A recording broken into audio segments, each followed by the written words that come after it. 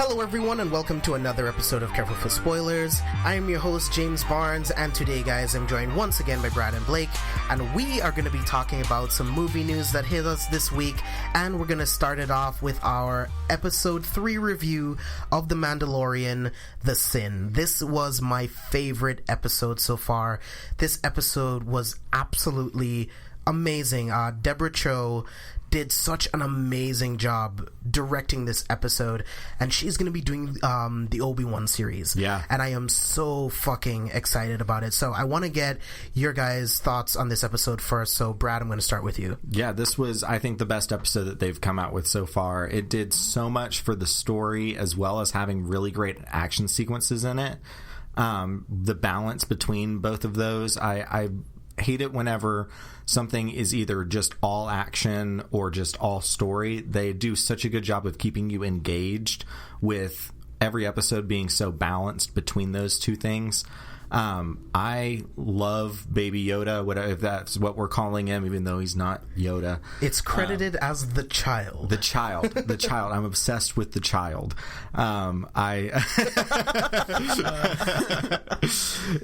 It's amazing. Like, it's such a great character design, and you immediately fall in love with it. And whenever he hands him over in the episode, I was just like, no. I felt so like protective of him. And obviously the way that this episode ends, I need to know what happens next on this journey with the two of them. Him handing him the little screw on from his it's a shifter of some kind, I guess. Was so cute, and I loved every second of this episode. Yeah.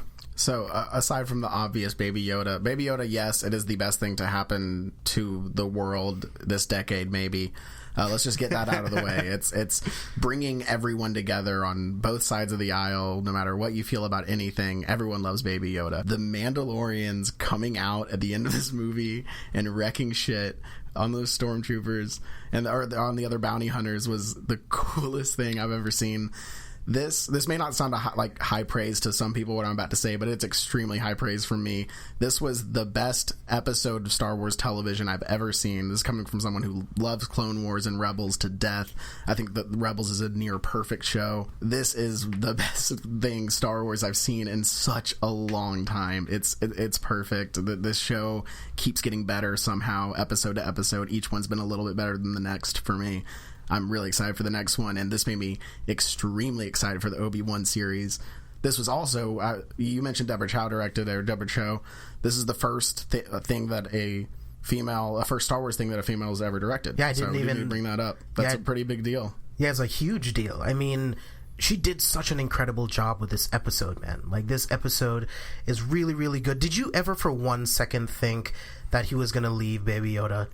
I actually, for a minute there, I was like, oh, so is each episode just going to be him going after a bounty? That's honestly where I thought they were going to go with it. And I was kind of like, oh man, I wanted to see what happened with that. But then when they came back to him, I was like, okay, now they're definitely this is the story. Yeah. I thought maybe for a couple of episodes we would have them be apart from each other. I didn't know that they were going to resolve it like right there in the episode, but I'm glad they did. Yeah, me too. I'm really glad they resolved it, because I could not go on thinking of what they were going to do to Baby Yoda. Like, do you think they want to clone it? Like, what do you think they want? I don't know. I know that Blake told me that there was an article that noticed that it was scanning. One of the things it was scanning for was midichlorian count. So maybe they are trying to understand more about this species and how they're force sensitive, and I don't know. I don't know if they're wanting to clone it. I know that the Doctor also has a Camino encrusted thing. I mean, his whole outfit is a Camino outfit. Yeah. So there's definitely something going on with cloning. Now, I will say right now, I fucking hate the fan theory that this is a clone of Yoda. If they end up doing that, I'm going to be so pissed. And I think that the fan theory of them wanting to extract the midichlorians from Baby Yoda is also very stupid, because even though the whole idea of midichlorians is bullshit and I don't like it at all, as far as I know, you can't extract them from someone. So who the fuck knows, dude? Yeah. I just wanted to shoot down a couple of the fan theories that I've seen on Reddit and my friends have talked about, and I've been like, this is dumb. No. It is dumb. Where would you get the DNA? Because when Yoda dies, he just like evaporates pretty much. Unless they had him on file like back in the old, whatever old days. I don't know. Yeah, I don't know. There's so many theories. I just fucking hate it. It's like, oh, it's Yoda reincarnated. No, because when you look at The Last Jedi, he's still a fucking Force ghost. Like, he's dead. So it's like, and the whole thing about trying to extract midichlorians, it's like, it's so dumb to me. What's so special about this race that makes it have a high midichlorian count? Like, I don't buy it. But I do want to know what their interest is. And another thing that I wanted to talk about that I was really interested in is more of letting the audiences know about the Mandalorians, the religion, and Mandalore. Because if you don't read the books, if you don't watch Rebels, if you don't watch like the Clone Wars series, you really don't know that much about the Mandalorians. And I love that they bring up Beskar, which is this Mandalorian iron, which is pretty much, as far as we know, is only native to their planet and its moon. And during the Great Purge, the Empire came in, took all of the iron because of how durable it is. Like, it could be they could turn it into fabric. It's so versatile. It's like vibranium almost. It's really versatile. And the way that they were able to get all of that stuff back, well, not all of it, but they were able to get enough of it back to give this Mandalorian a new armor. How fucking sick is the armor, dude? Oh, it's so cool. When he rolls back into that cantina, you're just like, oh my god. Yeah, it's just so badass. Like, he walks in there, everyone's pissed off at him because they know that he got the bounty and everything, and it's so cool. He's looking for his next job, and you think he's about to leave, and then he just goes, like you said, Blake, he just goes absolutely apeshit on all of these bounty hunters. And I don't know if it's just me, but I was getting serious John Wick vibes. Yeah, it's like, sure. Holy shit, everyone knows what he's doing because everyone has one of those trackers. And it's like, just like in John Wick, where everyone's cell phone is going off with the notifications, and you got this one guy, the most badass bounty hunter, is being chased by all of these other guys. And when the Mandalorians come in and they start killing people with the jetpacks, I'm like, I gotta get one of those, right? This is some of the greatest shit we've ever seen in Star Wars. Yeah, anywhere. This was the best episode. It's only like 40 minutes. I'm like, please, I need more. It's just so fucking good. Real quick, we gotta praise Pedro Pascal playing this role, wearing the helmet, emoting as much as he does, and getting across as much as he does while wearing the helmet the entire time is phenomenal. It's amazing that an actor of his caliber would take a role like this where he's not taking his helmet off once every episode to show his face. We have not seen his face yet. I don't know if we ever will. And he's doing such a good job. The writing's so good, and he's playing it so well that he is able to get so much across without using his face. And it's incredible. Yeah, I hope we never do. It's a part of the Mandalorian religion to never take off your helmet or have it be taken off of you, which is another thing that we learn from this episode. Like, I just love everything about what they're doing with the Mandalorian. Now, in episode 4, we're going to see Gina Carano. I'm very excited for that. I really hope she does well in this series. I feel like this is something that she can really sink her teeth into. She can show us her physicality, and I just hope that the director is working with her and people have been working with her to help her with her acting, because she's not necessarily the best, but she is definitely imposing, and I want to see her do good on anything. I really like Gina Carano, and I want to see her do some great stuff. I can talk about this forever. This episode was just so fucking good. I want to know what's going to happen, because the Mandalorians have to relocate from this planet. Where is this Mandalorian going to go with Baby Yoda? What's going to happen next? They are doing really well building up this series in just 3 episodes. Yeah, they've already built out this world so much, and we've only had a little over an hour and a half of content. Yeah, so the next news topic that I wanted to talk about was all of this news going on with this Joker sequel. Now, The Hollywood Reporter came out and said that Todd Phillips and Joaquin Phoenix were definitely going to re-team to do a Joker sequel. Now, Deadline also reported that no such conversation happened. And then the next day after this news dropped, Todd Phillips confirmed what Deadline said, and he's like, no, I haven't had any talks with anyone confirming anything about a Joker sequel. What do you guys think about this? I think that it is ridiculous. I think that it's far too soon to be talking about doing a sequel. I know the movie has been like incredibly successful, but I just don't see the need for a sequel to this movie, first off, but also to immediately try to jump on it and brainstorm like immediately is the wrong move here. This movie took a while to get made, and I'm okay with that because of the quality of the product that we got. I don't want them to like just rush headfirst into something else and just give us a run-of-the-mill sequel, because this movie, first off, doesn't need one, and second off, it doesn't need a sequel that's going to tarnish how great the first one was. And the only possible thing that I could see them doing in a sequel that would be interesting is if they brought in another villain from the DC universe to kind of be a foil to Joker, and also build up this underground villain network in Gotham. That's the only thing that I think would be interesting in it, but who knows what they're going to do. I'm glad that they haven't confirmed anything yet, because like I said, I think that would be running into things way too quickly. I just think that we need to just let things exist and just let them live as they are. Can we stop rebooting everything and making a sequel to everything just because it made money and there's potential to make more money? The story does not lend itself towards it. It almost defiantly says that it shouldn't have a sequel, almost, to me, in that movie. The only possibility is maybe there's a different Joker and Joaquin's not in this one. Todd Phillips could still direct, and then Joaquin isn't in it. They have someone else, like someone who's inspired by Joaquin Phoenix's Joker, one of the people wearing the clown masks. That's the only way that I can see them doing anything with this Joker universe where it kind of makes a little bit of sense, because having Arthur Fleck in this movie, again, I don't understand in any way how they could make that make any sense, and I don't want it to happen. I just want things to happen, and this was a once-in-a-lifetime type of thing, and it's in this box, and we don't need more of it. Yeah, I don't want another sequel. I mean, a sequel, period. I don't want to see it at all, and it's just... like you said, it doesn't really lend itself to having a sequel unless you're going to say, well, yeah, there's someone who was inspired by Arthur Fleck and now that guy's a Joker. Kind of like the Gotham TV series. Did you guys ever see the Gotham TV series? No. So, mild spoiler. So it's just like you have one version of the Joker, and then there's another one who's inspired by that one, and yada, yada, yada.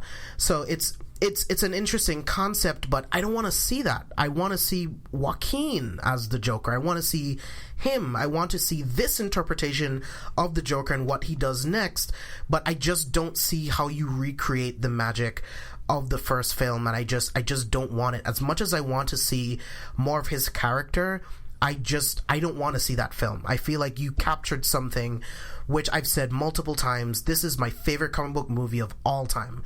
I think this is still the best film of 2019. I just don't see how you top this. I just don't know. But I mean, there's Terminator and Aliens. Terminator, yeah. You have Terminator and Terminator 2, Alien and Aliens, two great movies, I think, that are easily interchangeable as which one is better. I just don't know. I just don't know if it can be done. I just don't see it happening. I don't see them, like you said, I don't see them recapturing the magic of this first movie, everything that went into this first movie.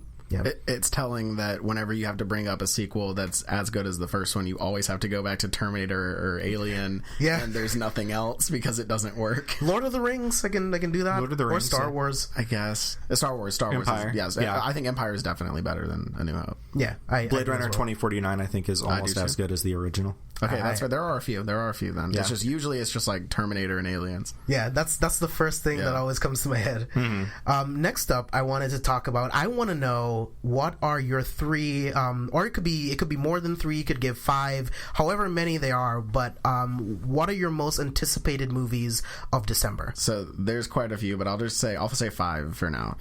Jumanji: The Next Level, super excited for that because I love the first one. Richard Jewell, I like Clint Eastwood. It's always a 50-50 shot with him, whether it's amazing or not worth it, but this one looks amazing. Star Wars 9, obviously. I'm really excited for Little Women. I love Greta Gerwig. The cast of that movie, the trailer gives me chills. It looks fantastic. And then number one, easily most anticipated movie of the rest of the year is Uncut Gems. This thing looks perfect. Yeah. I can't fucking wait. Yeah. Your list is so similar to mine. I'm gonna run through this because I've got 8 movies that I wrote down. I'm gonna break the rule a little bit. Give me all 8. Yeah. So Richard Jewell, Jumanji: The Next Level, A Hidden Life, Terrence Malick's new movie about the conscientious objector to the Nazis, looks amazing.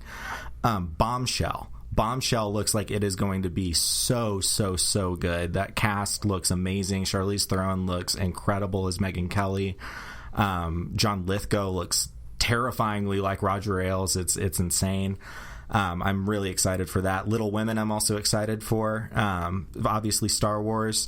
1917. I cannot wait for 1917. I love Sam Mendes, and maybe this will get, if I'm not mistaken, this is another Roger Deakins shot movie, isn't it? It is, and Roger Deakins said that the entire film is going to be made to look like one uncut shot. Yeah. Sick. So another kind of like Birdman type of thing, but set in World War I. I'm all about that. And then, just like Blake said, the new Safdie brothers film, Uncut Gems. Give it to me now. I want it so bad. I loved Good Time. Good Time was one of my absolute favorite movies of the year it came out. And to see this follow-up from them, it looks like they put a Sandler in a role that he was born to play. Yeah. I love whenever Sandler goes these kind of different dark routes. Like, I love him in Punch Drunk Love. I absolutely adore that movie. And so I'm really excited to see him take what looks to be the darkest turn of his career yet. So, yeah, Uncut Gems is number 1 on my list for December. Yeah, I didn't do it in any specific order, but episode 9 for sure. Bombshell, I can't wait for that. 1917, Little Woman, I saw the trailer for the first time right in front of A Beautiful Day in the Neighborhood. I thought that looked incredible. I did not like the first Jumanji, but I have to say I am actually interested in this one. And Richard Jewell, I'm really, really excited to see all of those movies. I think December is stacked. This entire year has been stacked, and I can't wait to see what comes next. 2020 is going to be an interesting year too, but I don't think anything's going to top 2019 for a little bit. Yeah, 2019 has been such a knock it out of the park year.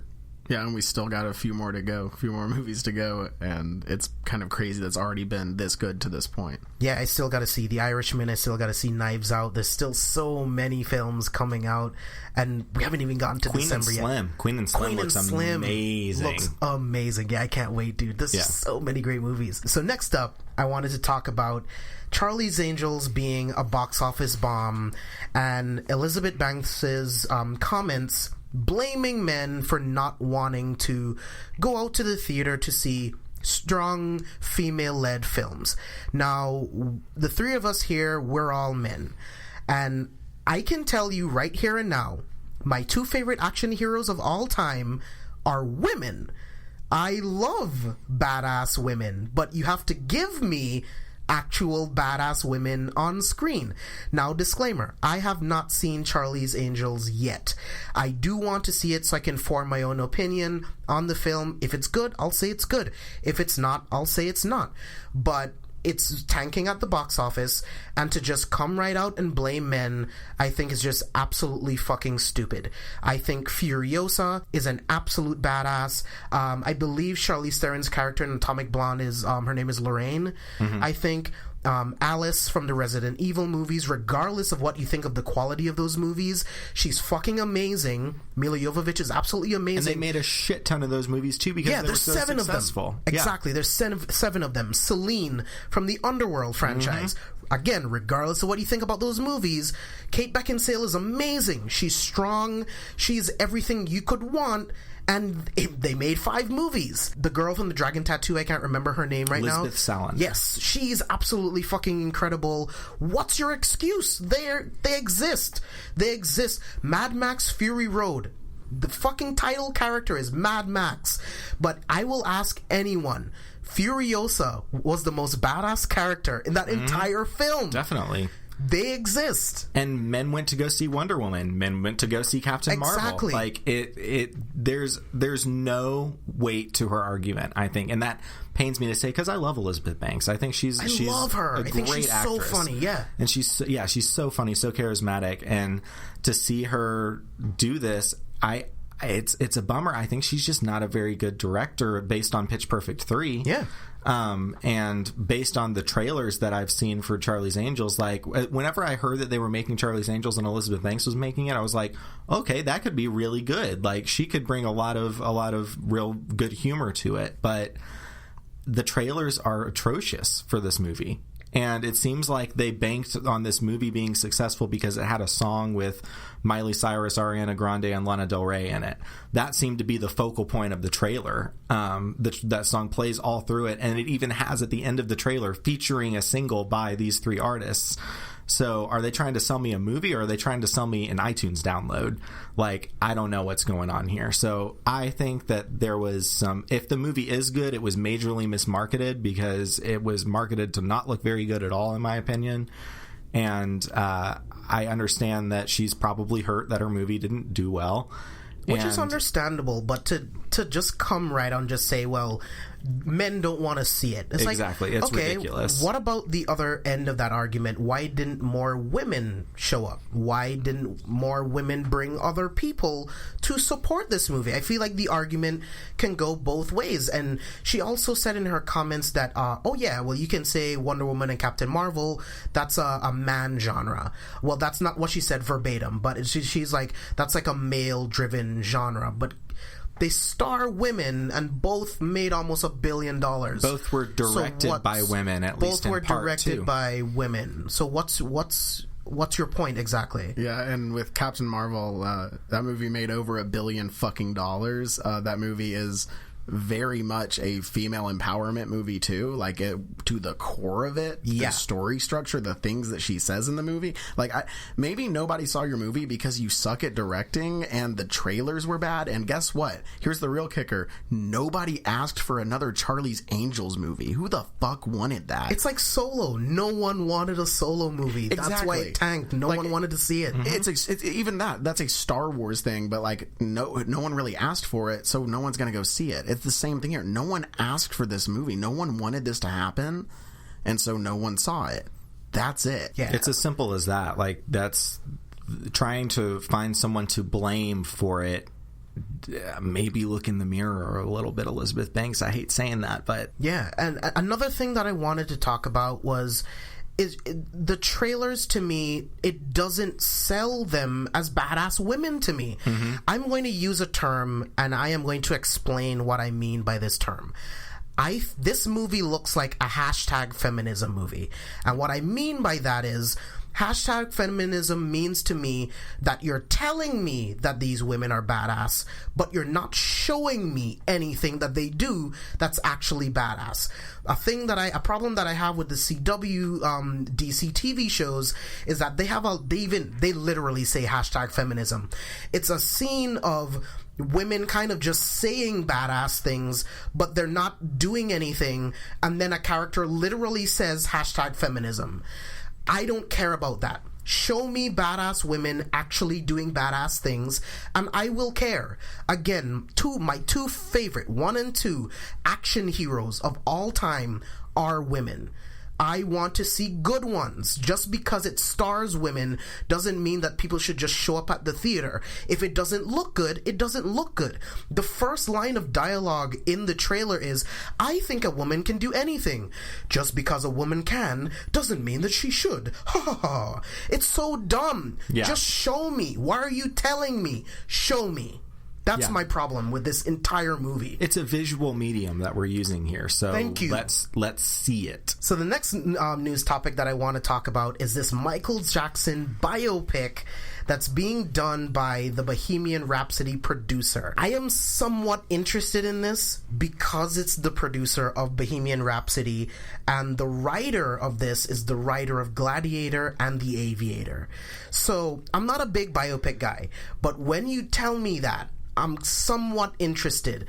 But with everything surrounding Michael Jackson right now, and it's just, I don't know if this is the right thing to do. I don't know. And apparently the Michael Jackson estate, they signed off on this. They're good. And they're not going to shy away from the allegations and everything.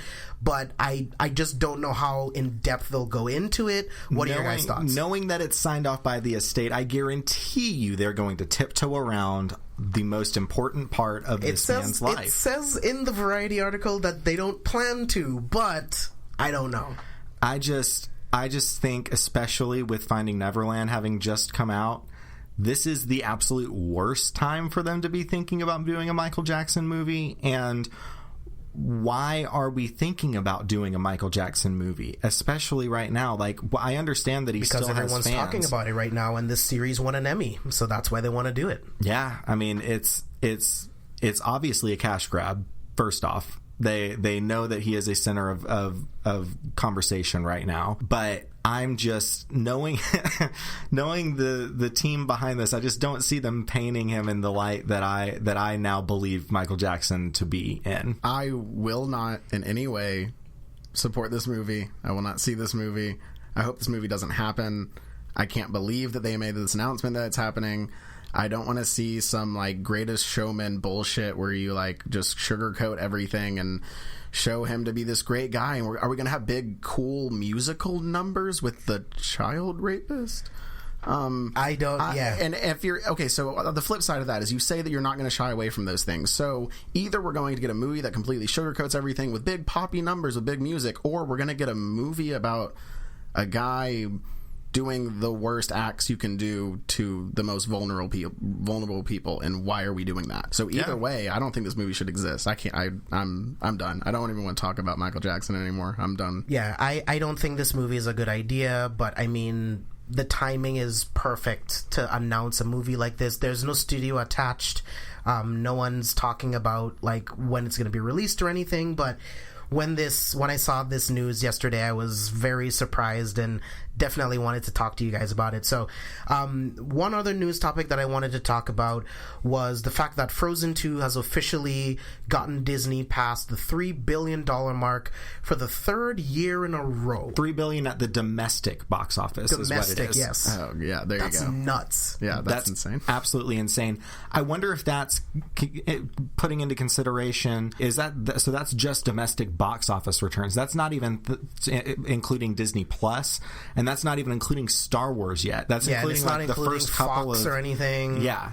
It's absolutely insane. They're going to demolish this year after Star Wars comes out. Yeah, that's right. Star Wars is right at the end. Holy shit. And every time there's news about how much money Disney made in this and how much money they made doing that, like there's part of me that's like, should we be scared about this big monopoly that's in charge of everything? But then like on the flip side of it, it makes sense. It all tracks that they're making the most money because they're making the best movies. Like, they make the best animated movies. They make the best superhero movies. They're making Star Wars movies. Like, all of it, it all tracks. Notice that you say they make Star Wars movies, not the best Star Wars movies. They make Star Wars movies. Yeah, they make Star Wars movies. I didn't say if they were good or bad. They exist.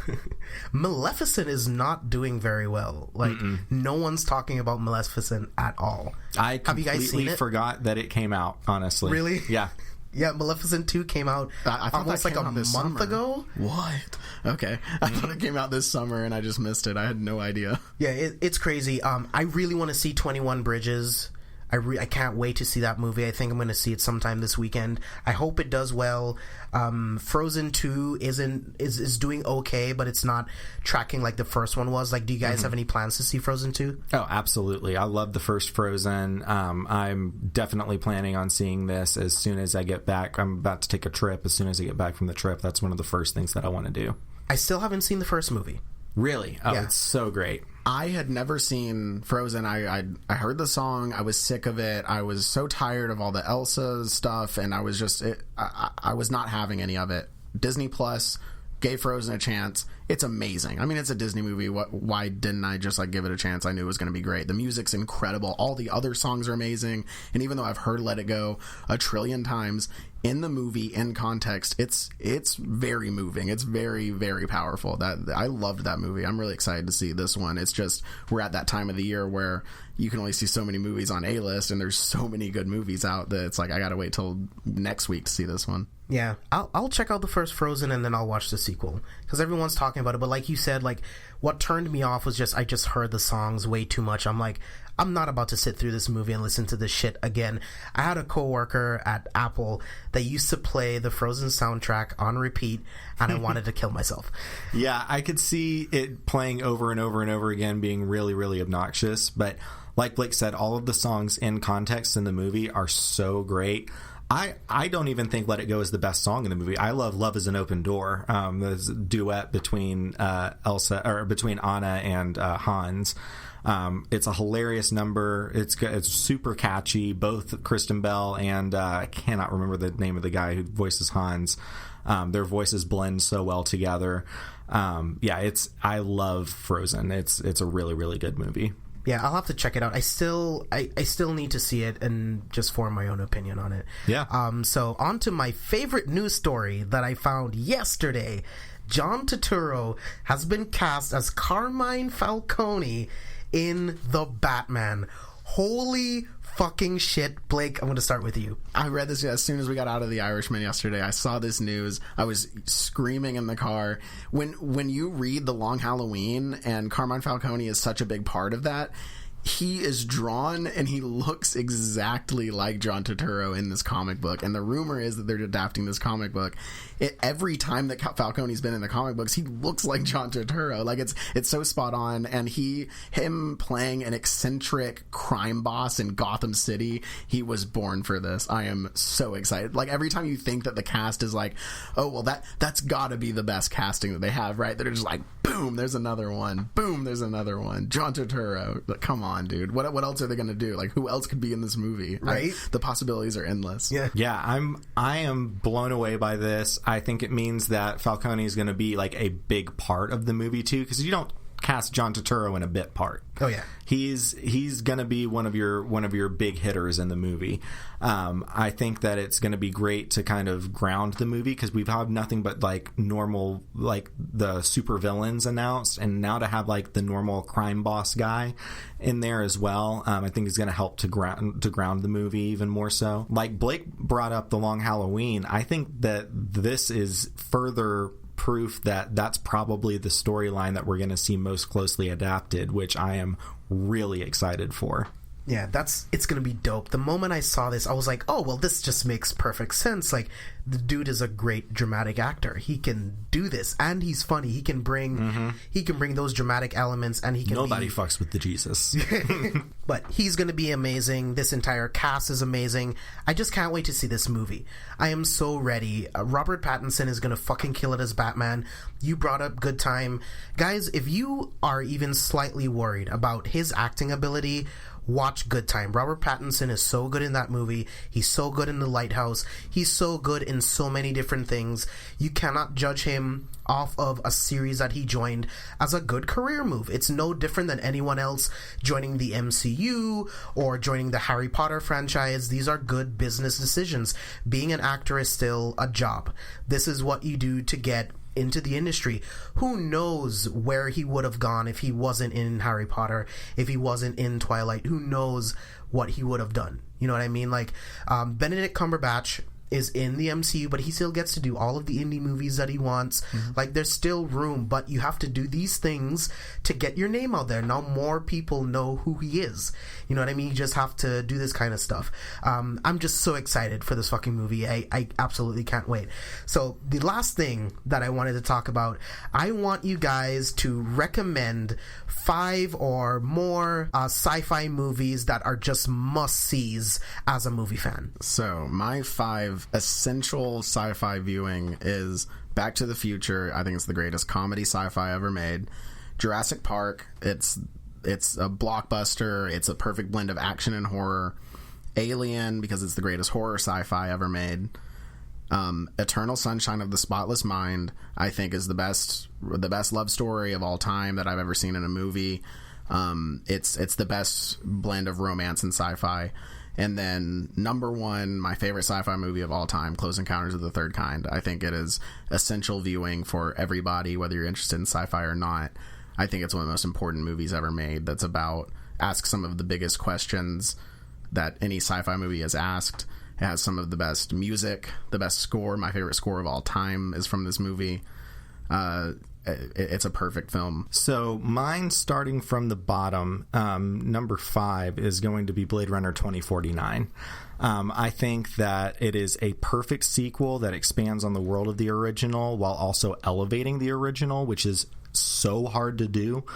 It's got such an incredible lead performance from Ryan Gosling, maybe the best android performance I've ever seen.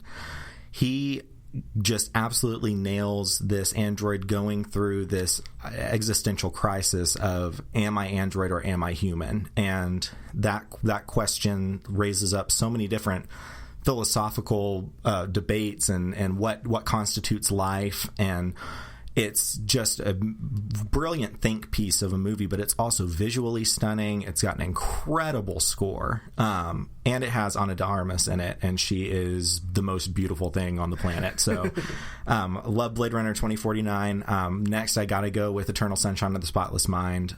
It is the best sci-fi romance movie, my favorite romantic movie of all time. It's in my top 5 films of all time. I love Eternal Sunshine of the Spotless Mind. Incredible performances from everyone involved. This is probably where I fell in love with Mark Ruffalo. It's just a brilliant film from beginning to end, and I really wish Michel Gondry would make more movies because he's one of the best there is. Number 3 is going to be The Thing. I think that The Thing is a near perfect movie. It is a brilliant sci-fi horror blend from John Carpenter. It has maybe the greatest practical effects of all time as far as the creature designs go. Oh, yeah. Absolutely terrifying. Kurt Russell's never been better. The supporting cast is great. The ambiguity of the ending is just like, oh my God, like who is it? Who is the thing? Absolutely love it. Next, I got to go with Alien. We've talked about Alien so much this past month. Yeah. And for good reason. Alien is a perfect horror sci-fi movie. It's got genuine jump scares, amazing creature design, stellar cast, terrifying sense of dread, everything you want from a sci-fi horror movie, and it's directed by Ridley Scott. I mean, come on. That's all you need to know. Which makes a lot of sense that my number 1 would be Blade Runner. Blade Runner combines sci-fi and noir, which are my 2 favorite genres out there. I love a good detective story. I love a good noir story. And the entire cast is great, especially Sean Young. There's another one of the greatest android performances of all time. Harrison Ford is great. The writing is fantastic. I'm a huge fan of the source material it's based on. Now, it's very different from the source material as far as like what the actual story arc is, but it builds on the world that was made by Philip K. Dick in such an incredible way. Ridley Scott does an amazing job bringing this world to life. Just absolutely visually stunning. Has one of the greatest endings of all time. Again, another great ambiguous ending. Especially if you watch the final cut, because there's a lot more in there that kind of points towards is he or is he not. But yeah, that's got to be my 5 as far as must-see sci-fi movies. I think those are all essential movies for any movie lover. Yeah, dude, great lists. Like, you guys came up with some really good lists. Now, I could not pick 5. Yeah. I have like 7 or 8, honestly, in no particular order. And I wanted to go a little bit of old with a little bit of new, because I feel like you just have to get in some of these movies. But The Thing, like you said, some of the best practical effects, if not the best practical effects I've ever seen in a film. 2001: A Space Odyssey. Mm-hmm. You just have to see that film. It is just... It's unfortunate because I feel like for a lot of people you have to be in the right mindset to see 2001, but it was clearly years beyond its time and it still holds up today. It's like 50 years old. It is an amazing film. The visual effects still hold up. Hal is terrifying in the film. Everything about this movie, the symbolism, it is just a masterpiece of a film. Arrival. Arrival is one of the best sci-fi movies I have ever fucking seen. I love that movie. Amy Adams is amazing in it. Jeremy Renner is amazing. The fucking ending. Holy shit, when you figure out, and I don't want to spoil it for anyone that hasn't seen it, but when you figure out what's actually going on in the film and where it starts, It's incredible. Annihilation, one of the most visually stunning movies I've ever seen. The story's incredible.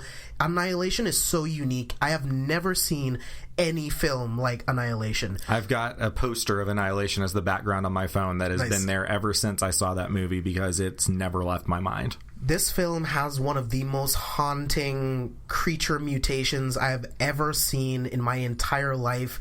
It still haunts my fucking dreams. It's crazy. I love the ambiguity of the ending. You have to see Annihilation. The Terminator. The Terminator is just a classic film. It is just, again, one of the best sci-fi movies ever fucking made. Sci-fi horror movies ever made. It is just a masterpiece of a film. Alien, directed by Ridley Scott, another amazing sci-fi horror movie that is just transcendent of the genre and of film itself. And of course, directed by Ridley Scott, my favorite film of all time, Blade Runner: The Final Cut. This film is an absolute masterpiece. Everything, the cinematography, the sound design, the production design, the script, everything about this film is absolute perfection. Sean Young is amazing. Harrison Ford is amazing. The whole thing throughout the entire film, is he a replicant? Is he not a replicant? I think he is, based on the final cut and everything that we saw. It's just a masterwork of everything that I love about film. Every time I see Blade Runner: The Final Cut, I love it more and more and more every single time. I own it 3 times on Blu-ray. I've seen it maybe 50 times. This is a film that I see once a year. I have to have it in my life. I couldn't go through life without Blade Runner in my life. It is absolutely the best sci-fi movie ever made, in my opinion, and that's my list. I love list. Yeah, I love every movie on that list. I had so much fun making that list. You know what sci-fi movie I'm most excited for coming up is seeing what Denis Villeneuve does with Dune. Yes, because knowing what he did with Blade Runner, what he did with Arrival. This guy is one of the best sci-fi directors. I mean, he's one of the best directors, period, working right now, but one of the best sci-fi directors, and he's adapting maybe the biggest, sci-fi novel series ever. So I'm super excited to see what he does with that. Yeah, and that fucking cast is insane. It's nuts. There's so many huge names that are going to be in Dune, and I mean, why not? The guy is a brilliant director. Mm-hmm. Alright guys, we are going to wrap it up here. This episode was so much fun. I want to do a lot more episodes where we just get to talk about movie news and just get to talk about whatever comes out and just nerd out a little bit. I really have a lot of fun with these types of episodes. So if you guys like this format of these episodes, let us know in the comments on iTunes, Spotify, Facebook, wherever you can find us, and let us know your thoughts. Brad, Blake, thank you guys so much for joining me on yet another episode of Careful for Spoilers. Yeah, this was a super fun one. Yeah, this was awesome. Yeah, this is such a fun episode. You guys can find us all over social media at C4Spoilers. You can find everything that we do at KevinForSpoilers.com.